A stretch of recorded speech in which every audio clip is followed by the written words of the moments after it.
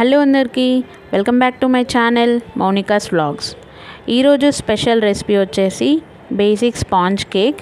ఇంట్లో ఉండే వాటితోనే ఈజీగా ఎలా చేసేసుకోవాలో చూసేద్దాం. అంతకంటే ముందు నా ఛానల్ని కొత్తగా చూసిన వాళ్ళు ప్లీజ్ సబ్స్క్రైబ్ చేసుకోండి. అలాగే నా రెసిపీ నచ్చితే లైక్ చేసి మీ ఫ్రెండ్స్ అండ్ ఫ్యామిలీకి షేర్ చేయండి.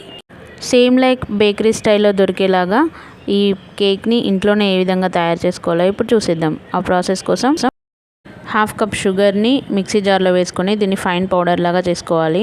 ఇప్పుడు అందులోకి 2 గుడ్లను వేసుకొని కూడా మంచిగా మిక్స్ చేసుకోవాలి. ఒక 3 to 4 minutes బాగా బ్లెండ్ చేసుకోవాలండి. అప్పుడే దీనికి మంచి థిక్ కన్సిస్టెన్సీ వస్తుంది. మిక్సీ పట్టుకున్న ఈ లిక్విడ్ని ఒక బౌల్లోకి వేసుకుందాం మనం. మీ దగ్గర బీటర్ ఉంటే మంచిగా బీట్ చేసుకోండి ఎగ్స్ని, ఇంకా ఫ్లఫీగా వస్తుంది. చూడండి, ఇలా క్రీమీ టెక్స్చర్ వచ్చే వరకు మనం బ్లెండ్ చేసుకోవాలి. ఇప్పుడు మైదాపిండి జల్లించుకోవడానికి జల్లెడ పెట్టుకొని అందులోకి 1 కప్పు మైదాపిండి, అలాగే 1 spoon baking powder, 1/2 spoon baking soda వేసుకొని మంచిగా జల్లించుకోవాలి. వీటిని జల్లించుకునేటప్పుడే చిటికెడు సాల్ట్ కూడా వేసుకొని జల్లించేసుకోవాలి. చూడండి, ఈ విధంగా జల్లించుకోవాలి. ఇప్పుడు ఈ పిండిని అంతటిని కట్ అండ్ ఫోల్డ్ మెథడ్ లేదా రౌండ్ డైరెక్షన్లో కలుపుకోవాలి. అంతా కలుపుతున్నప్పుడు మొత్తం పిండి అంతా థిక్ కన్సిస్టెన్సీకి వచ్చేస్తుంది. చూడండి, ఈ కన్సిస్టెన్సీకి వచ్చిన తర్వాత ఒక 1/2 కప్పు ఆయిల్ వేసుకొని మళ్ళీ ఒకసారి కలుపుకోవాలండి. అంతా ఆయిల్ వేసుకొని కలుపుకున్న తర్వాత ఇందులోకి కొద్దిగా కాచిన పాలు యాడ్ చేసుకుంటూ కలుపుకోవాలి. కొంచెం చూసుకుంటూ వేసుకోవాలండి, లేకపోతే మళ్ళీ లూజ్ అయిపోతుంది బ్యాటర్ అనేది. ఇలా మొత్తం కలుపుకున్న తర్వాత మన ఇంట్లో టూటీ ఫ్రూటీ ఉంటుంది కదా, అది వేసుకోవాలి. లేదా చెర్రీ అయినా కట్ చేసుకొని వేసుకోవచ్చు. ఇవి ఏవి లేకున్నా నార్మల్గా అయినా చేసుకోవచ్చు. టేస్ట్ అయితే చాలా బాగుంటుంది.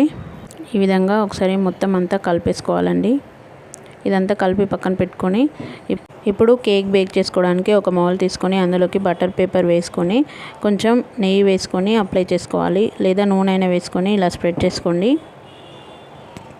ఇలా వేసుకున్న తర్వాత మనం ముందుగా కలిపి పెట్టుకున్న బ్యాటర్ మొత్తాన్ని ఇందులోకి స్లోగా వేసుకోవాలి.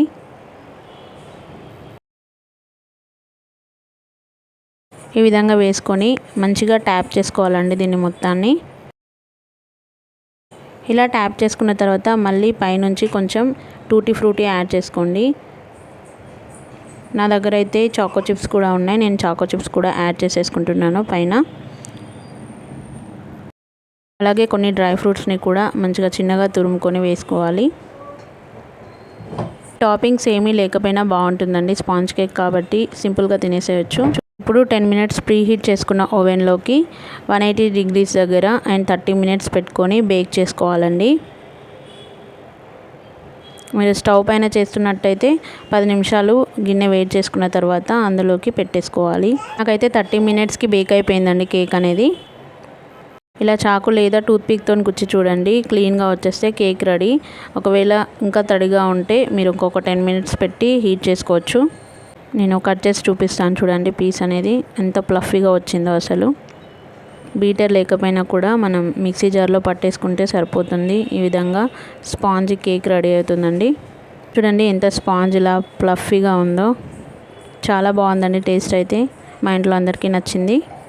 సో అదండి, స్పాంజ్ కేక్ రెడీ అయిపోయింది. మీకు నా వంటలు నచ్చినట్టయితే ప్లీజ్ లైక్ చేయండి, మీ ఫ్రెండ్స్ అండ్ ఫ్యామిలీతో షేర్ చేయండి. అలాగే సబ్స్క్రైబ్ చేసుకోవడం మర్చిపోకండి. Thank you for watching.